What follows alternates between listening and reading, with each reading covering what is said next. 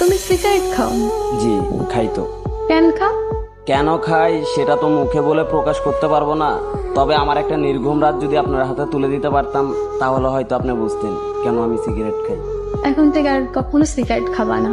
কেন খাবো না? আমি বলছি তাই। কে আপনি? আর আমি আপনার কথাই বা কেন শুনবো? জানি না, আমি বলছি তাই শুনতে হবে।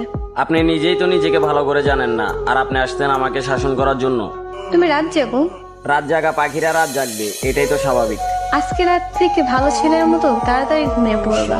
এই যে ম্যাডাম, 2-4টা ঘুমের ওষুধও আমাকে রাত জাগা থেকে বিরক্ত করতে পারে নাই, আর আপনার মুখের কথায় আমার রাত জাগা থেমে যাবে বললেই হলো।